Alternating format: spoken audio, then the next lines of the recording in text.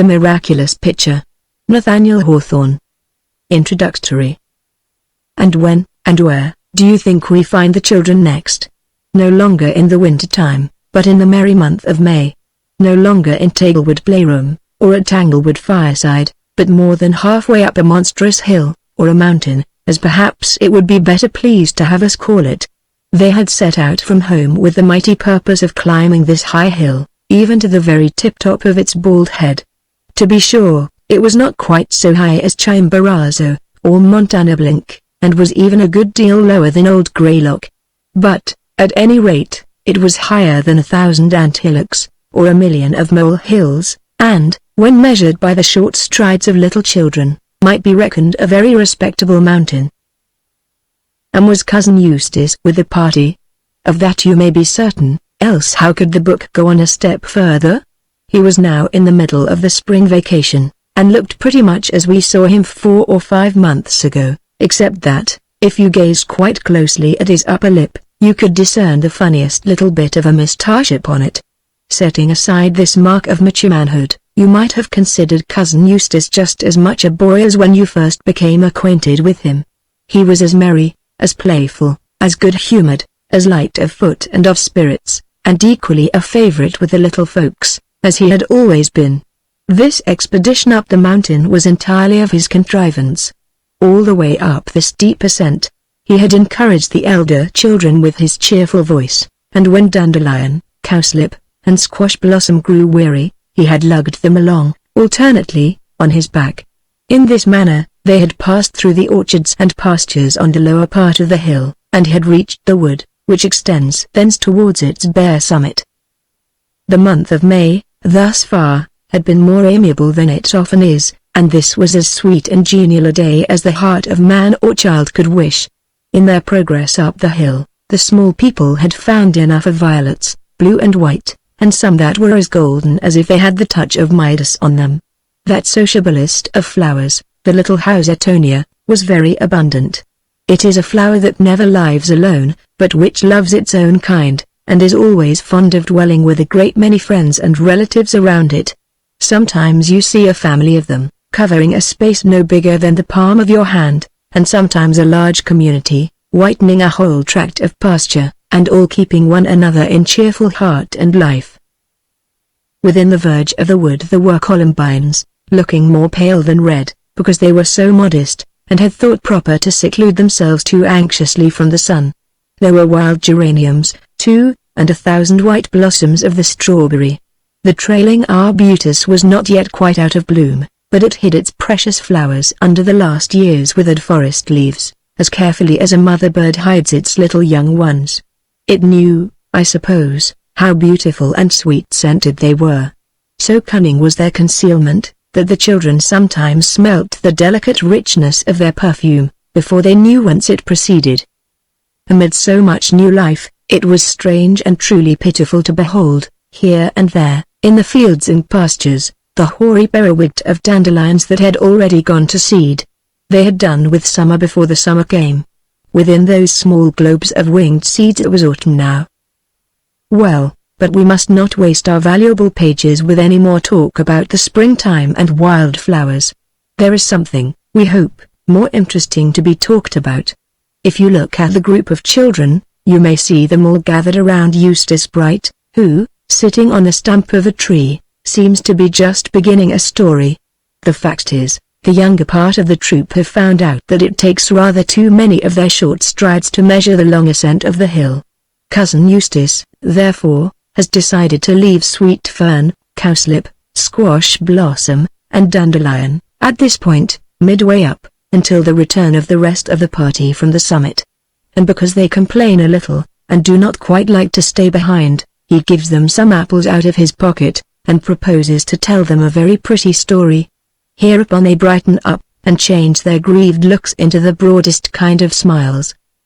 As for the story, I was there to hear it, hidden behind a bush, and shall tell it over to you in the pages that come next. The Miraculous Picture. One evening, in times long ago, old Philemon and his old wife Baucis sat at their cottage door, enjoying the calm and beautiful sunset. They had already eaten their frugal supper, and intended now to spend a quiet hour or two before bedtime. So they talked together about their garden, and their cow, and their bees, and their grapevine, which clambered over the cottage wall, and on which the grapes were beginning to turn purple. But the rude shouts of children and the fierce barking of dogs, in the village near at hand, grew louder and louder, until, at last, it was hardly possible for Baucis and Philemon to hear each other speak. "Ah, wife!" cried Philemon, "I fear some poor traveler is seeking hospitality among our neighbors yonder, and, instead of giving him food and lodging, they have set their dogs at him, as their custom is." "Well-a-day," answered old Baucis, "I do wish our neighbors felt a little more kindness for their fellow creatures. And only think of bringing up their children in this naughty way, and patting them on the head when they fling stones at strangers." "Those children will never come to any good," said Philemon, shaking his white head. "To tell you the truth, wife, I should not wonder if some terrible thing were to happen to all the people in the village, unless they mend their manners. But, as for you and me, so long as Providence affords us a crust of bread, let us be ready to give half to any poor, homeless stranger that may come along and need it." "That is right, husband," said Baucis. "So we will." These old folks, you must know, were quite poor, and had to work pretty hard for a living. Old Philemon toiled diligently in his garden, while Baucis was always busy with her distaff, or making a little butter and cheese with their cow's milk, or doing one thing and another about the cottage. Their food was seldom anything but bread, milk, and vegetables, with sometimes a portion of honey from their beehive, and now and then a bunch of grapes, that had ripened against the cottage wall. But they were two of the kindest old people in the world, and would cheerfully have gone without their dinners, any day, rather than refuse a slice of their brown loaf, a cup of new milk, and a spoonful of honey, to the weary traveler who might pause before their door. They felt as if such guests had a sort of holiness, and that they ought, therefore, to treat them better and more bountifully than their own selves. Their cottage stood on a rising ground, at some short distance from a village, which lay in a hollow valley, that was about half a mile in breadth. This valley, in past ages, when the world was new, had probably been the bed of a lake. There, fishes had glided to and fro in the depths, and waterweeds had grown along the margin, and trees and hills had seen their reflected images in the broad and peaceful mirror. But, as the waters subsided, men had cultivated the soil, and built houses on it, so that it was now a fertile spot, and bore no traces of the ancient lake, except a very small brook, which meandered through the midst of the village, and supplied the inhabitants with water. The valley had been dry land so long, that oaks had sprung up, and grown great and high, and perished with old age, and been succeeded by others, as tall and stately as the first. Never was there a prettier or more fruitful valley. The very sight of the plenty around them should have made the inhabitants kind and gentle, and ready to show their gratitude to Providence by doing good to their fellow creatures. But, we are sorry to say, the people of this lovely village were not worthy to dwell in a spot on which heaven had smiled so beneficently. They were a very selfish and hard-hearted people, and had no pity for the poor, nor sympathy with the homeless. They would only have laughed, had anybody told them that human beings owe a debt of love to one another, because there is no other method of paying the debt of love and care which all of us owe to Providence. You will hardly believe what I am going to tell you. These naughty people taught their children to be no better than themselves, and used to clap their hands, by way of encouragement, when they saw the little boys and girls run after some poor stranger, shouting at his heels, and pelting him with stones. They kept large and fierce dogs, and whenever a traveler ventured to show himself in the village street, this pack of disagreeable curs scampered to meet him, barking, snarling, and showing their teeth. Then they would seize him by his leg, or by his clothes, just as it happened, and if he were ragged when he came, he was generally a pitiable object before he had time to run away. This was a very terrible thing to poor travelers, as you may suppose, especially when they chanced to be sick, or feeble, or lame, or old. Such persons, if they once knew how badly these unkind people, and their unkind children and curs, were in the habit of behaving, would go miles and the miles out of their way, rather than try to pass through the village again. What made the matter seem worse, if possible, was that when rich persons came in their chariots, or riding on beautiful horses, with their servants in rich liveries attending on them, nobody could be more civil and obsequious than the inhabitants of the village. They would take off their hats, and make the humblest bows you ever saw. If the children were rude, they were pretty certain to get their ears boxed, and as for the dogs, if a single cur in the pack presumed to yelp, his master instantly beat him with a club, and tied him up without any supper. This would have been all very well, only it proved that the villagers cared much about the money that a stranger had in his pocket, and nothing whatever for the human soul, which lives equally in the beggar and the prince. So now you can understand why old Philemon spoke so sorrowfully, when he heard the shouts of the children and the barking of the dogs, at the farther extremity of the village street. There was a confused din, which lasted a good while, and seemed to pass quite through the breadth of the valley. "I never heard the dogs so loud," observed the good old man. "Nor the children so rude," answered his good old wife. They sat shaking their heads, one to another, while the noise came nearer and nearer, until, at the foot of the little eminence on which their cottage stood, they saw two travelers approaching on foot. Close behind them came the fierce dogs, snarling at their very heels. A little farther off, ran a crowd of children, who sent up shrill cries, and flung stones at the two strangers, with all their might.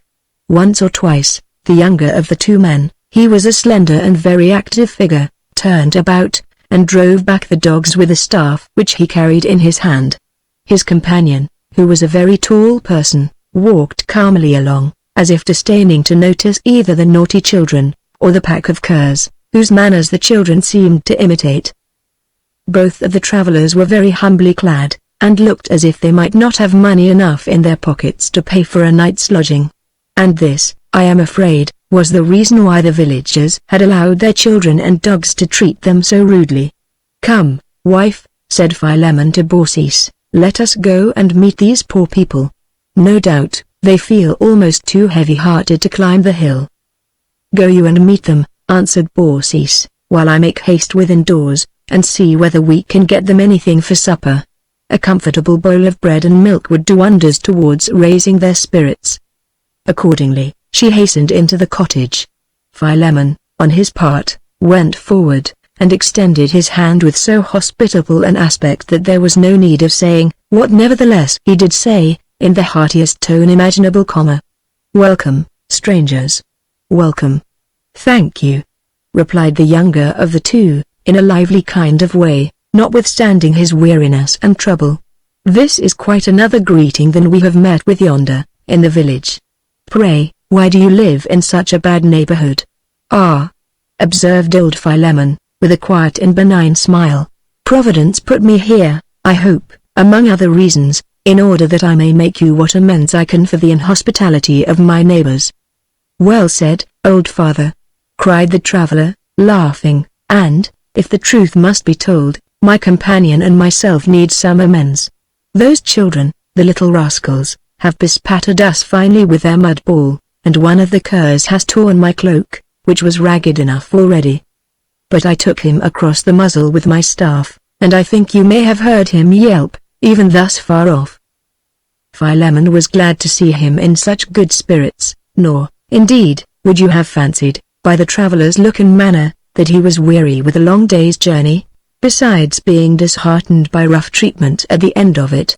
He was dressed in rather an odd way, with a sort of cap on his head, the brim of which stuck out over both ears. Though it was a summer evening, he wore a cloak, which he kept wrapped closely about him, perhaps because his undergarments were shabby. Philemon perceived, too, that he had on a singular pair of shoes, but, as it was now growing dusk, and as the old man's eyesight was none the sharpest, he could not precisely tell in what the strangeness consisted. One thing, certainly, seemed queer. The traveler was so wonderfully light and active, that it appeared as if his feet sometimes rose from the ground of their own accord, or could only be kept down by an effort. "I used to be light-footed, in my youth," said Philemon to the traveler. "But I always found my feet grow heavier towards nightfall." "There is nothing like a good staff to help one along," answered the stranger, "and I happen to have an excellent one, as you see." This staff, in fact, was the oddest-looking staff that Philemon had ever beheld. It was made of olive wood, and had something like a little pair of wings near the top. 2 snakes, carved in the wood, were represented as twining themselves about the staff, and were so very skillfully executed that old Philemon, whose eyes, were getting rather dim, almost thought them alive, and that he could see them wriggling and twisting. "A curious piece of work, sure enough," said he. "A staff with wings. It would be an excellent kind of stick for a little boy to ride astride of." By this time, Philemon and his 2 guests had reached the cottage door. "Friends," said the old man, "sit down and rest yourselves here on this bench. My good wife Baucis has gone to see what you can have for supper. We are poor folks, but you shall be welcome to whatever we have in the cupboard." The younger stranger threw himself carelessly on the bench, letting his staff fall, as he did so. And here happened something rather marvelous, though trifling enough, too. The staff seemed to get up from the ground of its own accord, and, spreading its little pair of wings, it half hopped, half flew, and leaned itself against the wall of the cottage. There it stood quite still, except that the snakes continued to wriggle. But, in my private opinion, old Philemon's eyesight had been playing him tricks again. Before he could ask any questions, the elder stranger drew his attention from the wonderful staff, by speaking to him. "Was there not," asked the stranger, in a remarkably deep tone of voice, "a lake, in very ancient times, covering the spot where now stands yonder village?" "Not in my day, friend," answered Philemon, "and yet I am an old man, as you see. There were always the fields and meadows, just as they are now, and the old trees, and the little stream murmuring through the midst of the valley. My father, nor his father before him, ever saw it otherwise, so far as I know, and doubtless it will still be the same, when old Philemon shall be gone and forgotten." "That is more than can be safely foretold," observed the stranger, and there was something very stern in his deep voice.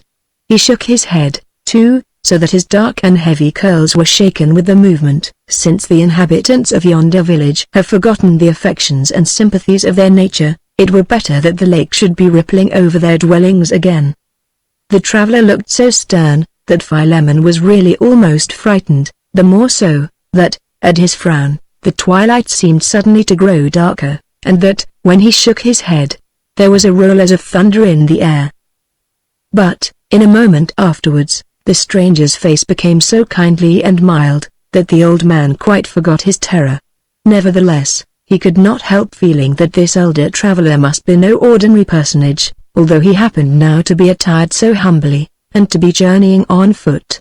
Not that Philemon fancied him a prince in disguise, or any character of that sort, but rather some exceedingly wise man, who went about the world in this poor garb, despising wealth and all worldly objects, and seeking everywhere to add a mite to his wisdom. This idea appeared the more probable, because, when Philemon raised his eyes to the stranger's face, he seemed to see more thought there, in one look, than he could have studied out in a lifetime. While Baucis was getting the supper, the travelers both began to talk very sociably with Philemon. The younger, indeed, was extremely loquacious, and made such shrewd and witty remarks, that the good old man continually burst out laughing, and pronounced him the merriest fellow whom he had seen for many a day. "Pray, my young friend," said he, as they grew familiar together, "what may I call your name?" "Why, I am very nimble, as you see," answered the traveler. "So, if you call me Quicksilver, the name will fit tolerably well." "Quicksilver? Quicksilver?" repeated Philemon, looking in the traveler's face, to see if he were making fun of him. "It is a very odd name. And your companion there? Has he a stranger one?" "You must ask the thunder to tell it you," replied Quicksilver, putting on a mysterious look. "No other voice is loud enough." This remark, whether it was serious or in jest, might have caused Philemon to conceive a very great awe of the elder stranger, if, on venturing to gaze at him, he had not beheld so much beneficence in his visage, but, undoubtedly, here was the grandest figure that ever sat so humbly beside a cottage door. When the stranger conversed, it was with gravity, and in such a way that Philemon felt irresistibly moved to tell him everything which he had most at heart. This is always the feeling that people have, when they meet with anyone wise enough to comprehend all their good and evil, and to despise not a tittle of it. But Philemon, simple and kind-hearted old man that he was, had not many secrets to disclose. He talked, however, quite garrulously, about the events of his past life, in the whole course of which he had never been a score of miles from this very spot. His wife Baucis and himself had dwelt in the cottage from their youth upward, earning their bread by honest labor, always poor, but still contented. He told what excellent butter and cheese Baucis made, and how nice were the vegetables which he raised in his garden. He said, too, that, because they loved one another so very much, it was the wish of both that death might not separate them, but that they should die, as they had lived, together. As the stranger listened, a smile beamed over his countenance, and made its expression as sweet as it was grand. "You are a good old man," said he to Philemon, "and you have a good old wife to be your helpmeet. It is fit that your wish be granted." And it seemed to Philemon, just then, as if the sunset clouds threw up a bright flash from the west, and kindled a sudden light in the sky.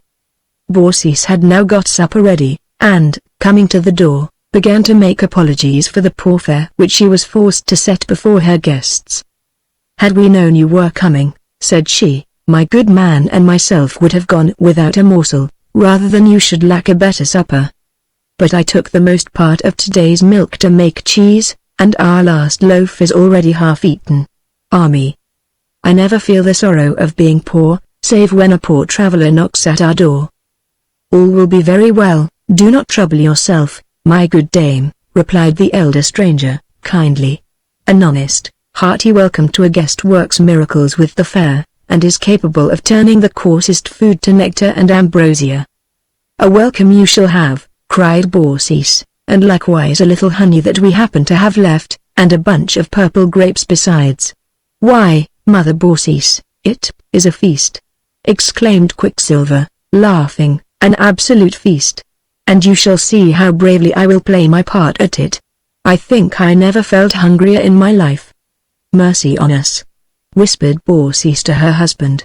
"If the young man has such a terrible appetite, I am afraid there will not be half enough supper." They all went into the cottage. "And now, my little auditors, shall I tell you something that will make you open your eyes very wide? It is really one of the oddest circumstances in the whole story. Quicksilver's staff, you recollect, had set itself up against the wall of the cottage. Well, when its master entered the door, leaving this wonderful staff behind, what should it do but immediately spread its little wings, and go hopping and fluttering up the doorsteps. Tap, tap, went the staff, on the kitchen floor, nor did it rest until it had stood itself on end, with the greatest gravity and decorum, beside Quicksilver's chair. Old Philemon, however, as well as his wife, was so taken up in attending to their guests, that no notice was given to what the staff had been about. As Baucis had said, there was but a scanty supper for 2 hungry travellers. In the middle of the table was the remnant of a brown loaf, with a piece of cheese on one side of it, and a dish of honeycomb on the other. There was a pretty good bunch of grapes for each of the guests. A moderately sized earthen pitcher, nearly full of milk, stood at a corner of the board, and when Hans had filled 2 bowls, and set them before the strangers, only a little milk remained in the bottom of the pitcher. Alas! It is a very sad business, when a bountiful heart finds itself pinched and squeezed among narrow circumstances. Poor Baucis kept wishing that she might starve for a week to come, if it were possible, by so doing, to provide these hungry folks a more plentiful supper. And, since the supper was so exceedingly small, she could not help wishing that their appetites had not been quite so large. Why, at their very first sitting down, the travellers both drank off all the milk in their 2 bowls, at a draught. "A little snore milk, kind Mother Baucis, if you please," said Quicksilver. "The day has been hot, and I am very much athirst." "Now, my dear people," answered Baucis, in great confusion, "I am so sorry and ashamed. But the truth is, there is hardly a drop more milk in the pitcher. Oh husband! Husband! Why didn't we go without our supper?" "Why, it appears to me," cried Quicksilver, starting up from table and taking the pitcher by the handle, It really appears to me that matters are not quite so bad as you represent them. Here is certainly more milk in the pitcher." So saying, and to the vast astonishment of Baucis, he proceeded to fill, not only his own bowl, but his companion's likewise, from the pitcher, that was supposed to be almost empty. The good woman could scarcely believe her eyes. She had certainly poured out nearly all the milk, and had peeped in afterwards, and seen the bottom of the pitcher, as she set it down upon the table. "But I am old," thought Baucis to herself, "and apartment to be forgetful. I suppose I must have made a mistake. At all events, the pitcher cannot help being empty now, after filling the bowls twice over." "What excellent milk!" observed Quicksilver, after quaffing the contents of the second bowl. "Excuse me, my kind hostess, but I must really ask you for a little more." Now Baucis had seen, as plainly as she could see anything, that Quicksilver had turned the pitcher upside down, and consequently had poured out every drop of milk, in filling the last bowl. Of course, there could not possibly be any left. However, in order to let him know precisely how the case was, she lifted the pitcher, and made a gesture as if pouring milk into Quicksilver's bowl, but without the remotest idea that any milk would stream forth. What was her surprise, therefore, when such an abundant cascade fell bubbling into the bowl, that it was immediately filled to the brim, and overflowed upon the table. The two snakes that were twisted about Quicksilver's staff, but neither Baucis nor Philemon happened to observe this circumstance, stretched out their heads, and began to lap up the spilt milk. And then what a delicious fragrance the milk had! It seemed as if Philemon's only cow must have pastured, that day, on the richest herbage that could be found anywhere in the world. I only wish that each of you, my beloved little souls, could have a bowl of such nice milk, at supper time. "And now a slice of your brown loaf, Mother Baucis," said Quicksilver, "and a little of that honey." Baucis cut him a slice, accordingly, and though the loaf, when she and her husband ate of it, had been rather too dry and crusty to be palatable, it was now as light and moist as if but a few hours out of the oven. Tasting a crumb, which had fallen on the table, she found it more delicious than bread ever was before, and could hardly believe that it was a loaf of her own kneading and baking. Yet, what other loaf could it possibly be? But, oh the honey! I may just as well let it alone, without trying to describe how exquisitely it smelt and looked. Its color was that of the purest and most transparent gold, and it had the odor of 1,000 flowers, but of such flowers as never grew in an earthly garden, and to seek which the bees must have flown high above the clouds. The wonder is, that, after alighting on a flower bed of so delicious fragrance and immortal bloom, they should have been content to fly down again to their hive in Philemon's garden. Never was such honey tasted, seen, or smelt. The perfume floated around the kitchen, and made it so delightful, that, had you closed your eyes, you would instantly have forgotten the low ceiling and smoky walls, and have fancied yourself in an arbor, with celestial honeysuckles creeping over it. Although good Mother Baucis was a simple old dame, she could not but think that there was something rather out of the common way, in all that had been going on. So, after helping the guests to bread and honey, and laying a bunch of grapes by each of their plates, she sat down by Philemon, and told him what she had seen, in a whisper. "Did you ever hear the like?" asked she. "No, I never did," answered Philemon, with a smile.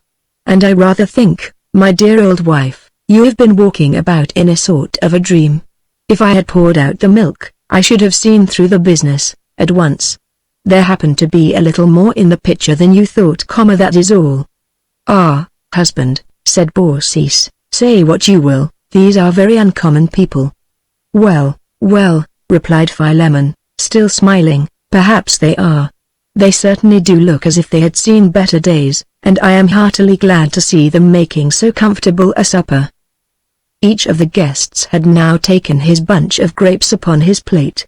Baucis, who rubbed her eyes, in order to see them more clearly, was of opinion that the clusters had grown larger and richer, and that each separate grape seemed to be on the point of bursting with ripe juice. It was entirely a mystery to her how such grapes could ever have been produced from the old stunted vine that climbed against the cottage wall. "Very admirable grapes these," observed Quicksilver, as he swallowed one after another, without apparently diminishing his cluster. "Pray, my good host, whence did you gather them?" "From my own vine," answered Philemon. "You may see one of its branches twisting across the windows, yonder. But wife and I never thought the grapes very fine ones." "I never tasted better," said the guest. "Another cup of this delicious milk, if you please, and I shall then have supped better than a prince."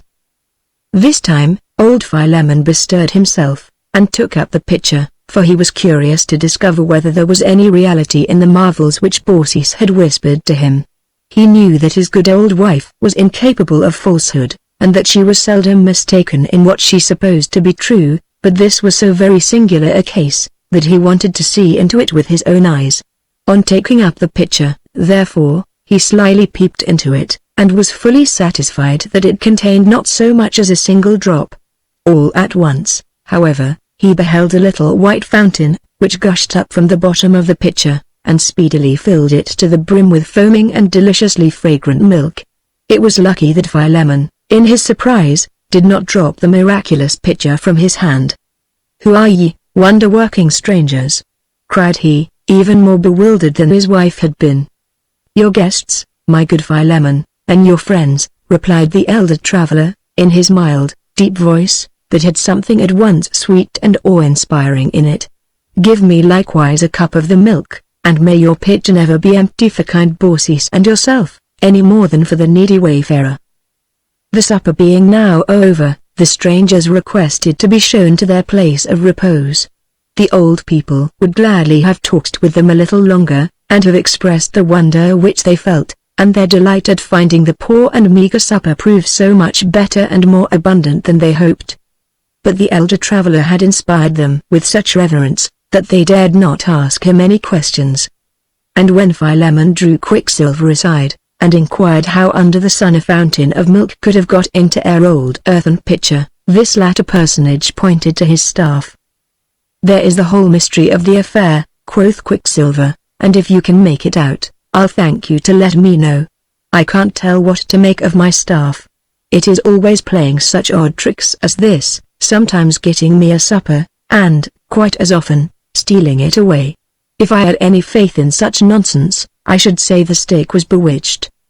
He said no more, but looked so slyly in their faces, that they rather fancied he was laughing at them.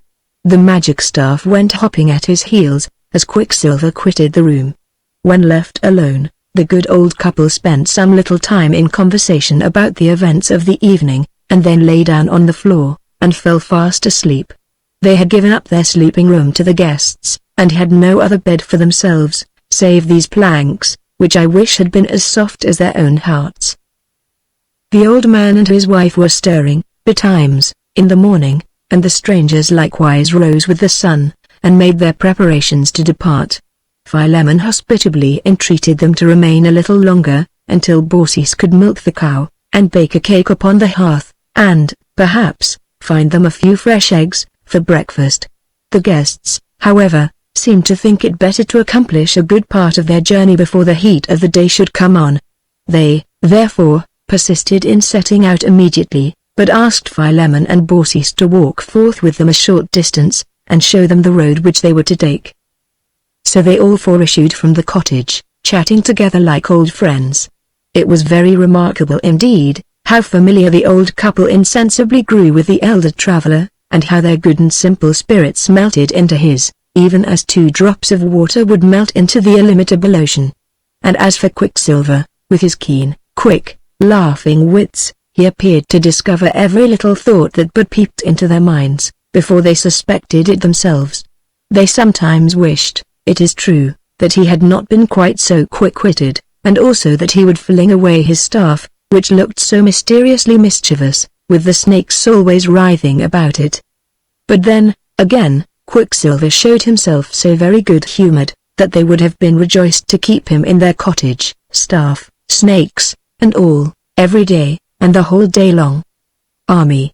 Well-a-day!" exclaimed Philemon, when they had walked a little way from their door. "If our neighbors only knew what a blessed thing it is to show hospitality to strangers, they would tie up all their dogs, and never allow their children to fling another stone. It is a sin and shame for them to behave so that it is." cried good old Baucis, vehemently. "And I mean to go this very day, and tell some of them what naughty people they are." "I fear," remarked Quicksilver, slyly smiling, "that you will find none of them at home." The elder traveler's brow, just then, assumed such a grave, stern, and awful grandeur, yet serene withal, that neither Baucis nor Philemon dared to speak a word. They gazed reverently into his face, as if they had been gazing at the sky. "When men do not feel towards the humblest stranger as if he were a brother," said the traveler, in tones so deep that they sounded like those of an organ, "they are unworthy to exist on earth, which was created as the abode of a great human brotherhood." "And, by the by, my dear old people," cried Quicksilver, with the liveliest look of fun and mischief in his eyes, "where is this same village that you talk about? On which side of us does it lie? Methinks I do not see it hereabouts." Philemon and his wife turned towards the valley, where, at sunset, only the day before, they had seen the meadows, the houses, the gardens, the clumps of trees, the wide, green-margined street, with children playing in it, and all the tokens of business, enjoyment, and prosperity. But what was their astonishment? There was no longer any appearance of a village. Even the fertile vale, in the hollow of which it lay, had ceased to have existence. In its stead, they beheld the broad, blue surface of the lake, which filled the great basin of the valley, from brim to brim, and reflected the surrounding bills in its bosom, with as tranquil an image as if it had been there ever since the creation of the world. For an instant, the lake remained perfectly smooth. Then, a little breeze sprang up, and caused the water to dance, glitter, and sparkle in the early sunbeams, and to dash, with a pleasant rippling murmur, against the hither shore. The lake seemed so strangely familiar, that the old couple were greatly perplexed, and felt as if they could only have been dreaming about a village having lain there.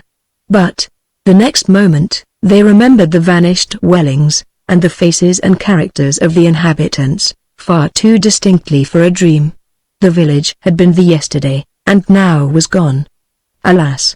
cried these kind-hearted old people, "what has become of our poor neighbors?" "They exist no longer as men and women," said the elder traveler, in his grand and deep voice, while a roll of thunder seemed to echo it at a distance. There was neither use nor beauty in such a life as theirs, for they never softened or sweetened the hard lot of mortality by the exercise of kindly affections between man and man. They retained no image of the better life in their bosoms, therefore, the lake, that was of old, has spread itself forth again, to reflect the sky. "And as for those foolish people," said Quicksilver, with his mischievous smile, "they are all transformed to fishes. They needed but little change, for they were already a scaly set of rascals, and the coldest-blooded beings in existence. So, kind Mother Baucis, whenever you or your husband have an appetite for a dish of broiled trout, he can throw in a line, and pull out half a dozen of your old neighbors." "Ah," cried Baucis, shuddering, "I would not, for the world, put one of them on the gridiron." "No," added Philemon, making a wry face, "we could never relish them."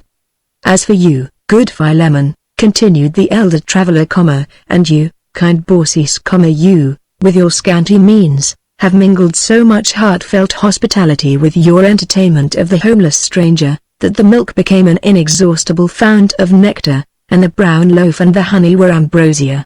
Thus, the divinities have feasted, at your board, off the same viands that supply their banquets on Olympus. You have done well, my dear old friends. Wherefore, request whatever favor you have most at heart, and it is granted." Philemon and Baucis looked at one another, and then, I know not which of the two it was who spoke, but that one uttered the desire of both their hearts. "Let us live together, while we live, and leave the world at the same instant, when we die. For we have always loved one another." "Be it so," replied the stranger, with majestic kindness. "Now, look towards your cottage."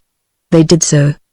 But what was their surprise, on beholding a tall edifice of white marble, with a wide open portal, occupying the spot where their humble residence had so lately stood. "There is your home," said the stranger, beneficently smiling on them both. "Exercise your hospitality in yonder palace, as freely as in the poor hovel to which you welcomed us last evening." The old folks fell on their knees to thank him, but, behold, neither he nor Quicksilver was there. So Philemon and Baucis took up their residence in the marble palace, and spent their time, with vast satisfaction to themselves, in making everybody jolly and comfortable who happened to pass that way. The milk pitcher, I must not forget to say, retained its marvelous quality of being never empty, when it was desirable to have it full. Whenever an honest, good-humored, and free-hearted guest took a draught from this pitcher, he invariably found it the sweetest and most invigorating fluid that ever ran down his throat. But, if a cross and disagreeable curmudgeon happened to sip, he was pretty certain to twist his visage into a hard knot, and pronounce it a pitcher of sour milk. Thus the old couple lived in their palace a great while, and grew older and older, and very old indeed. At length, however, there came a summer morning when Philemon and Baucis failed to make their appearance, as on other mornings, with one hospitable smile overspreading both their pleasant faces, to invite the guests of overnight to breakfast. The guests searched everywhere, from top to bottom of the spacious palace, and all to no purpose. But, after a great deal of perplexity, they espied, in front of the portal, two venerable trees, which nobody could remember to have seen the day before. Yet there they stood, with their roots fastened deep into the soil, and a huge breadth of foliage overshadowing the whole front of the edifice. One was an oak, and the other a linden tree. Their boughs, it was strange and beautiful to see, were intertwined together, and embraced one another, so that each tree seemed to live in the other tree's bosom, much more than in its own. While the guests were marveling how these trees, that must have required at least a century to grow, could have come to be so tall and venerable in a single night, a breeze sprang up, and set their intermingled boughs astir. And then there was a deep, broad murmur in the air, as if the two mysterious trees were speaking. "I'm old Philemon," murmured the oak. "I am old Baucis," murmured the linden tree. But, as the breeze grew stronger, the trees both spoke at once, Philemon, Baucis, Baucis, Philemon, as if one were both and both were one, and talking together in the depths of their mutual heart.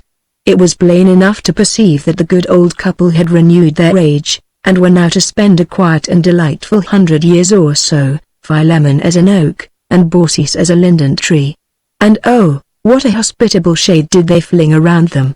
Whenever a wayfarer paused beneath it, he heard a pleasant whisper of the leaves above his head, and wondered how the sound should so much resemble words like these: "Welcome, welcome, dear traveler, welcome." And some kind soul, that knew what would have pleased old Baucis and old Philemon best, built a circular seat around both their trunks, where, for a great while afterwards, the weary, and the hungry, and the thirsty used to repose themselves, and quaff milk abundantly out of the miraculous pitcher. And I wish, for all our sakes, that we had the pitcher here now. After the story. "How much did the pitcher hold?" asked Sweet Fern. "It did not hold quite a quart," answered the student, "but you might keep pouring milk out of it, till you should fill a hogshead, if you pleased. The truth is, it would run on forever, and not be dry even at midsummer, which is more than can be said of yonder rill, that goes babbling down the hillside." "And what has become of the pitcher now?" inquired the little boy.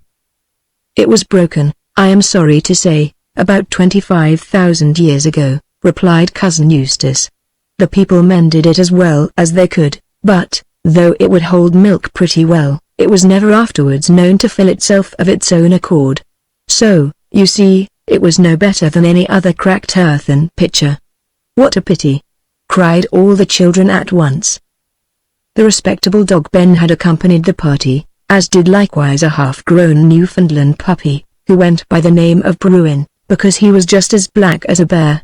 Ben, being elderly, and of very circumspect habits, was respectfully requested, by Cousin Eustace, to stay behind with the 4 little children, in order to keep them out of mischief. As for Black Bruin, who was himself nothing but a child, the student thought it best to take him along, lest, in his rude play with the other children, he should trip them up, and send them rolling and tumbling down the bill.